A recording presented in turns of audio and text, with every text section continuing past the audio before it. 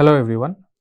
So we already have started the chemical sensing discussion related to chemical sensing, and we already have seen that chemical sensors can be categorized in broadly into physically reactive system and chemically reactive system. So physically reactive systems are those where the chemical reaction changes the mechanical property of the active material, and then in chemically reactive system you'll find that the chemical reaction is changing the electrical property of the active material, and then you get an electrical signal out of it. Then again we have seen that this also can be categorized into direct and indirect sensing. In case of direct sensing, the reaction will provide you an electrical output directly, but in case of indirect sensing, the reaction will provide you some sort of output, then you have to transduce that output into an electrical signal. So one example that we have taken in our previous lecture is a colorimetric sensor. Colorimetric sensor means the sensor that shows change in color due to the reaction or due to the sensing mechanism. So if you have a strip that is showing a change in color due to the reaction, then the same strip can be used in a system or in an optical setup, so that using that setup we can also get an electrical output based on the change in color. So that is a kind of indirect sensing concept.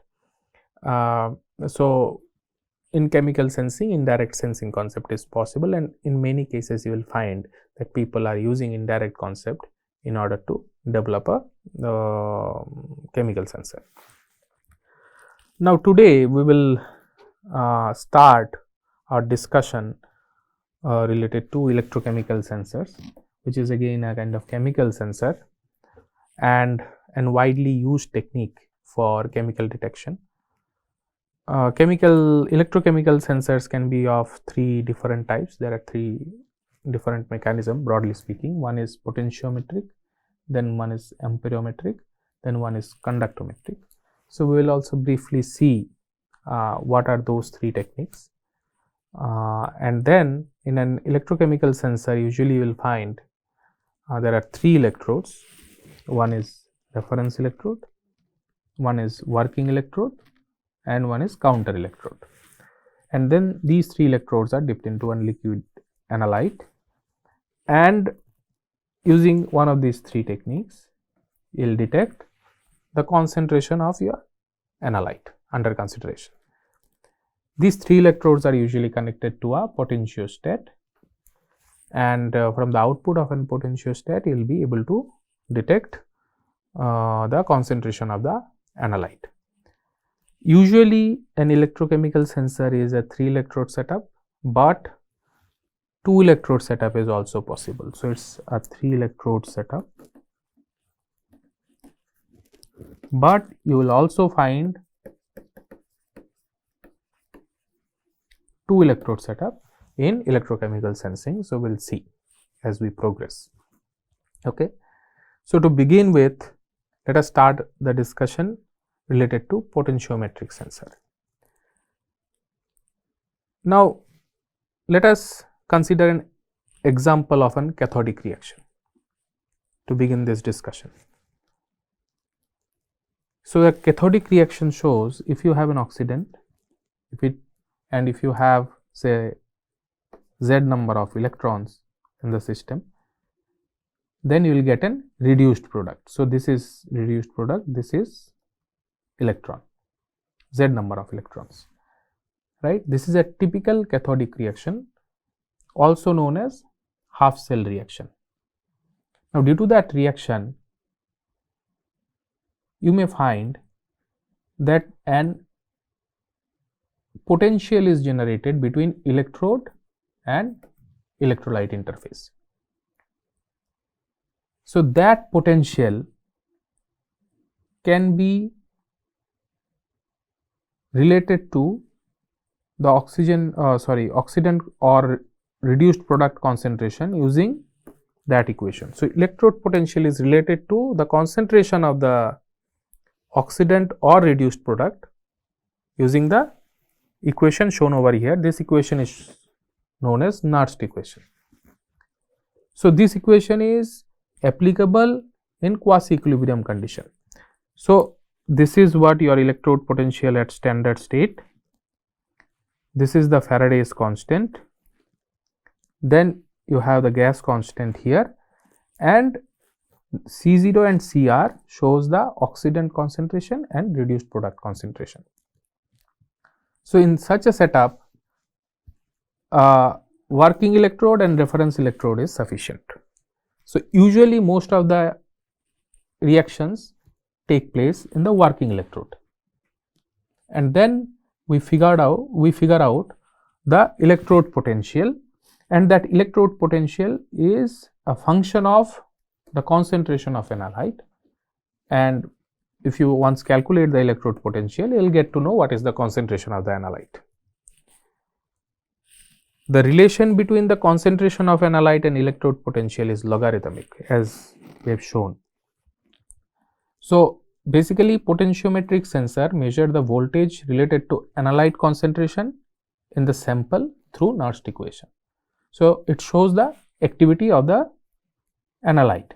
So, this is the equation associated with potentiometric sensor, which is nothing but a Nernst equation. I already have shown you. So, in general, we need only a working electrode and a reference electrode for this potentiometric analysis. But there are 3 different conditions that one has to take care. If you find that your working electrode and reference electrode potential difference is proportional to the logarithmic of ion activity, this particular statement is valid if your working electrode is 100% selective to the test analyte. What does that mean? You have a working electrode that has to be 100% selective to the test analyte. That means only test analyte ions should react with the working electrode. If there are some other ions present, so definitely the potential difference that you will get between working electrode and reference electrode will also get influenced by the other ions which are not of your interest. So, you will get a combined effect. So, definitely the result that you will get will not be the one related to the analyte ions itself.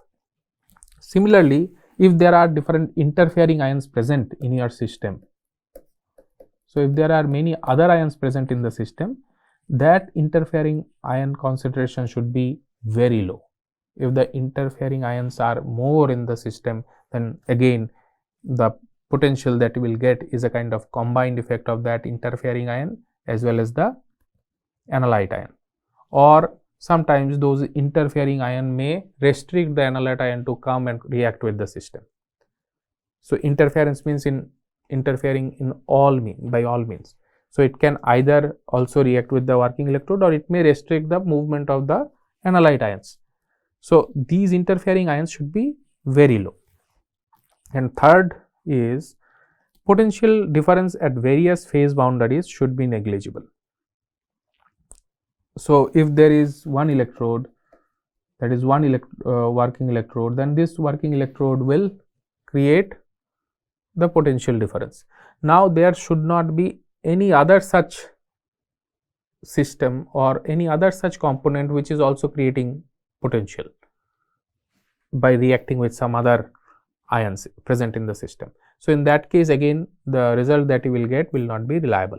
So, these are the 3 conditions one has to keep in mind, and then only you can say the potential difference between working electrode and reference electrode is proportional to the logarithmic of ion activity, which you can see over here as well.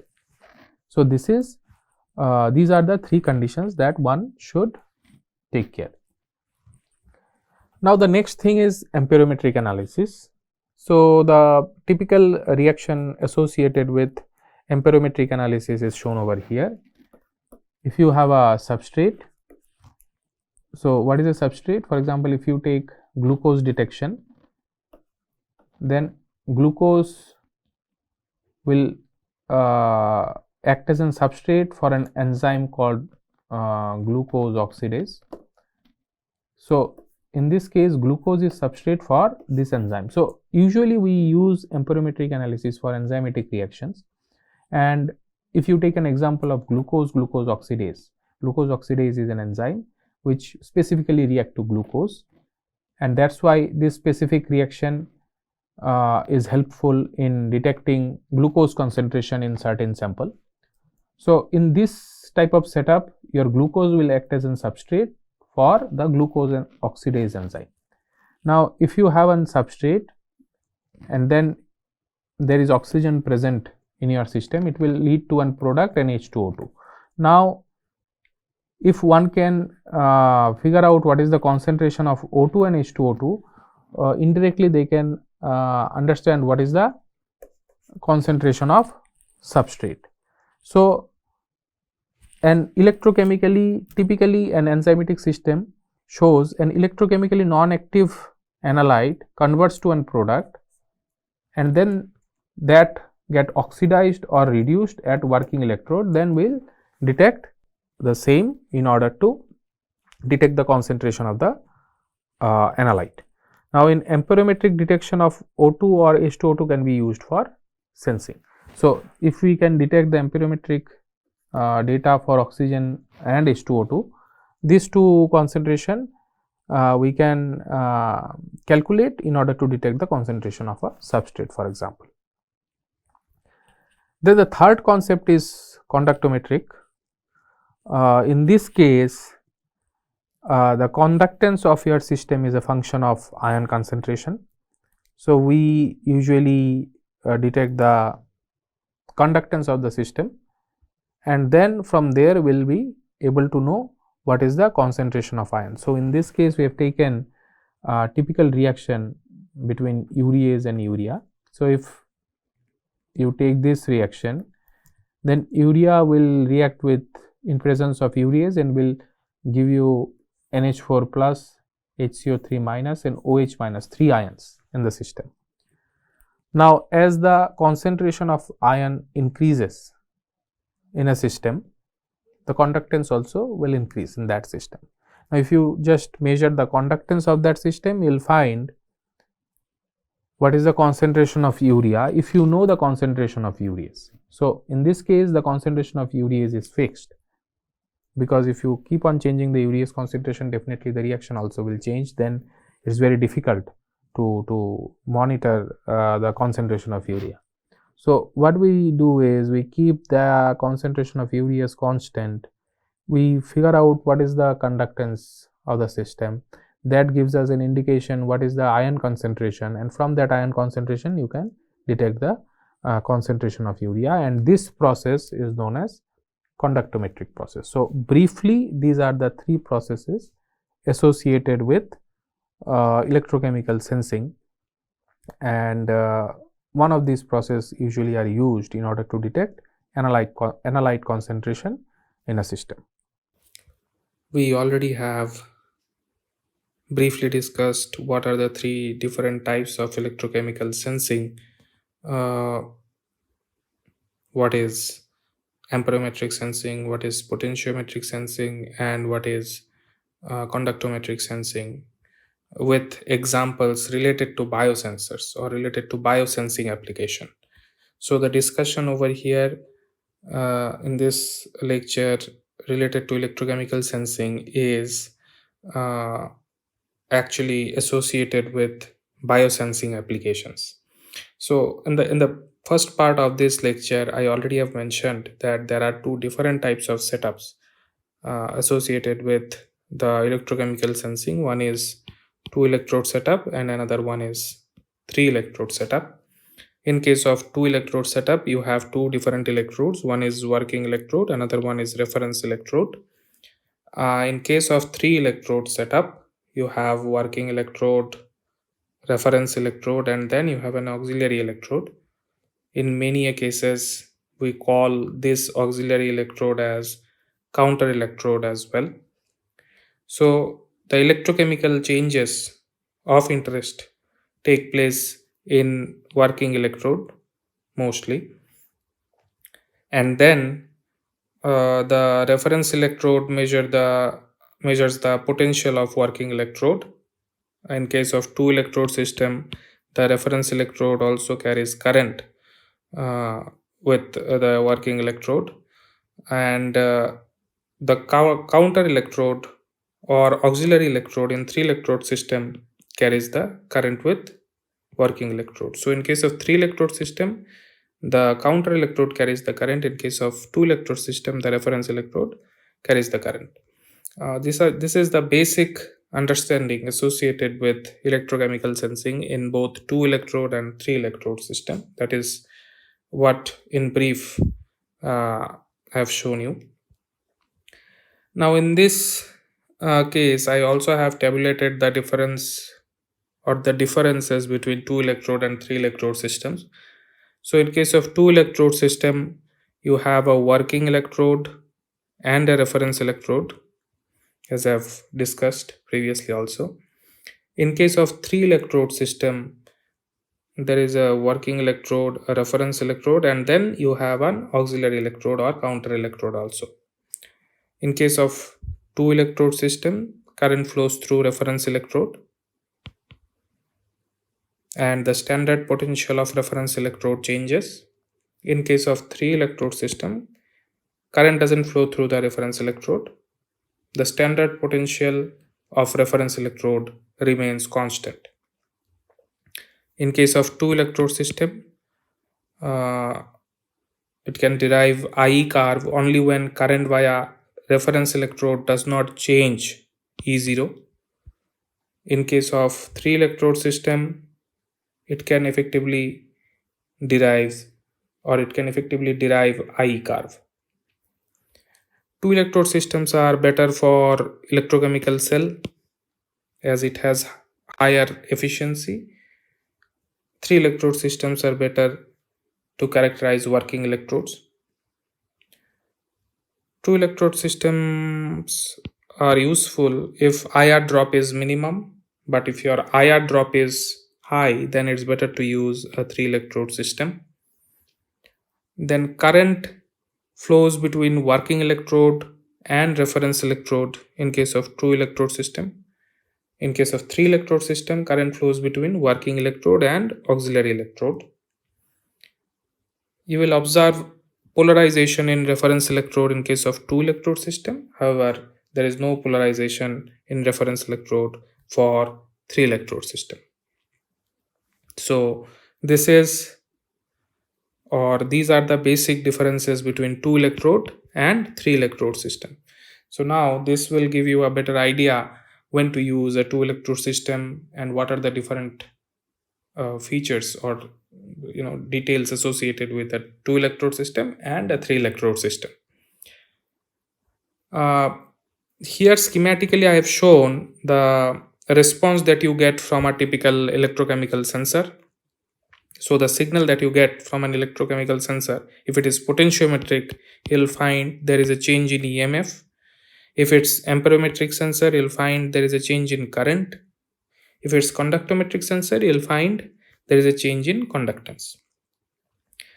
As far as the Amperometric sensor is concerned, in that case, you'll find in response similar to this as it is shown over here. You'll find in semicircle, then a straight line associated with the response, and each of these has their own significance that we will discuss when we'll start the impedance or impedometric sensor discussion in the coming lecture.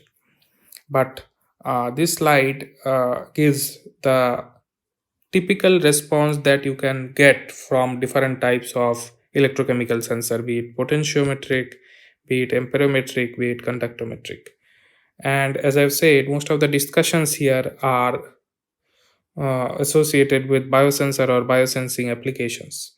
So you'll find these type of responses for many biosensing systems.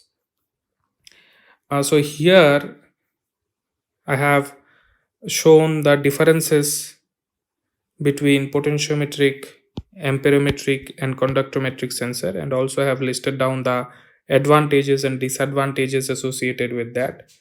Kindly note again, I'm repeating that the considerations are mostly for biosensing application.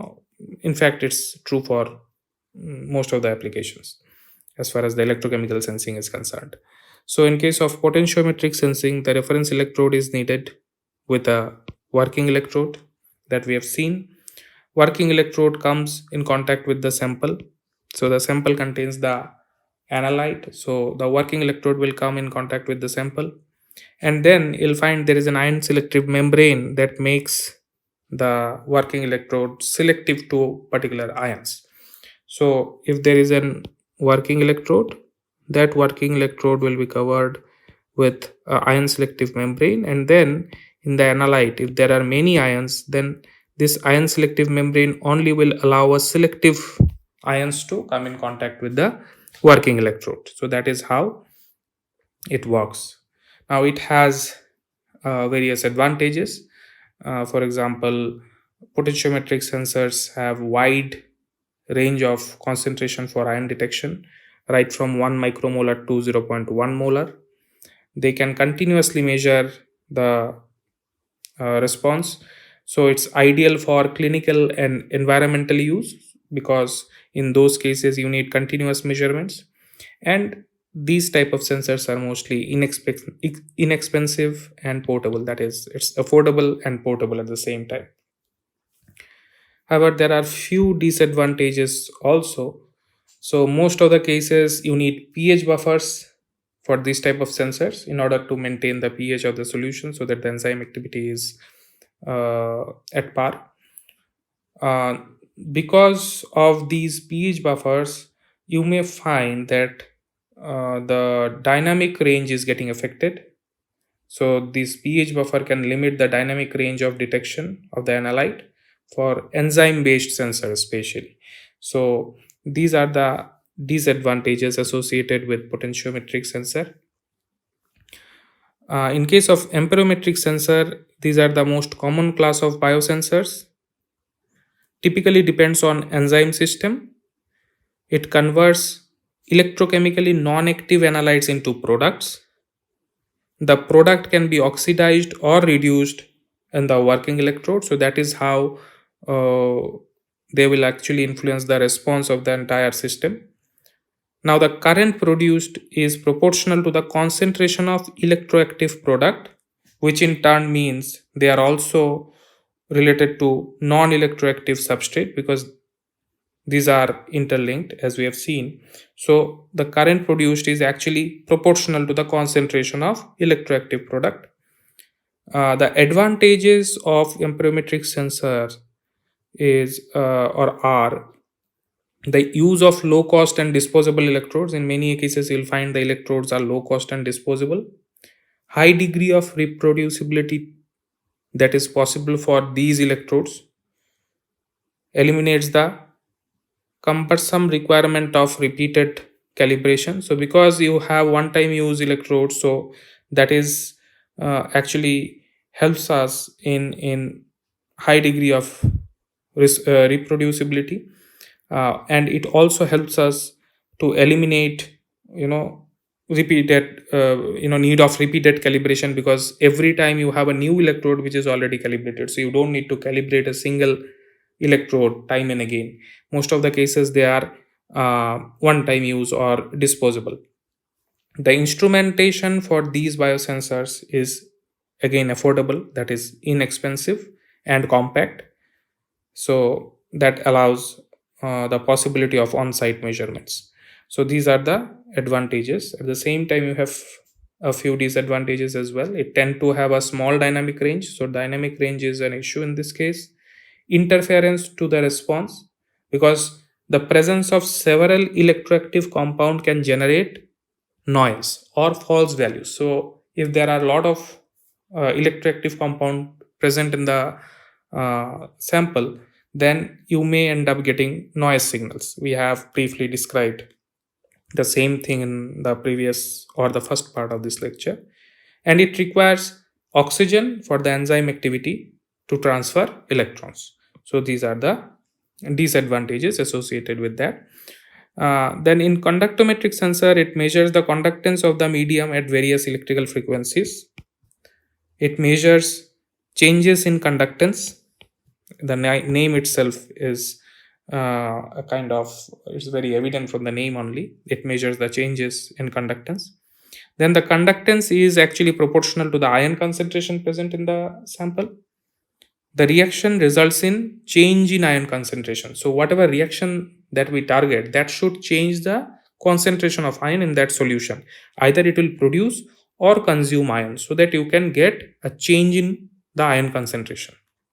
That will lead to the change in conductance, and that conductance or change in conductance will be calibrated with the kind of concentration that you want to measure. Now the advantages are, it is inexpensive, it is reproducible, and the sensors are disposable. You can use interdigitated electrodes, that is, you already have seen some of the interdigitated electrodes maybe already. So this is how the interdigitated electrode looks.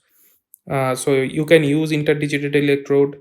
You can actually fabricate interdigitated electrode using screen printing. You can fabricate interdigitated electrodes using say lithography and metal deposition. So mass scale production is possible.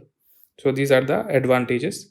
And again, a few of disadvantages are, the ionic species produced must significantly change the ionic strength to obtain reliable measurement. As we have seen that the change in ion concentration or change in ionic strength actually lead to the response. So the ionic species that are produced or consumed should produce or should actually result into a significant change in ionic strength. Then only you will get a reliable measurement. If the change is not that high, then you will not get a reliable measurement. In fact, if the increase or the production of ion is very high, then the detection may go to an unacceptable levels that can result in potential interference from variability in the ionic strength of the sample. So it may happen that the change in the ionic strength is too high and it's no longer detectable, or the change in concentration is not very high or not significant. In that case, other ions present in the system actually influencing your measurement. In that case, you'll get non-reliable results.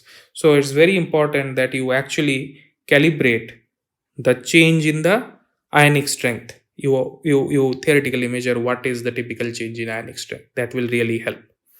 So these are the typical features and advantages and disadvantages of potentiometric, amperometric, and conductometric sensors.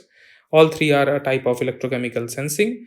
So this is kind of the details in a nutshell. So there are three take-home messages from this lecture. The first one is electrochemical sensing can be of various types again. So just like chemical sensing, electrochemical sensing also can be of various types. We have seen three types: potentiometric, amperometric, and conductometric. Then many commercial sensors are based on electrochemical sensing. In fact, you'll find the glucose sensors available in the market are actually based on electrochemical sensing. So there are electrochemical reaction associated with the glucose. That one we already have given you an example in this lecture. So you have seen an example: glucose reacts with glucose oxidase, and then if you take the potentiometric analysis, you will be able to get the concentration of the glucose in turn.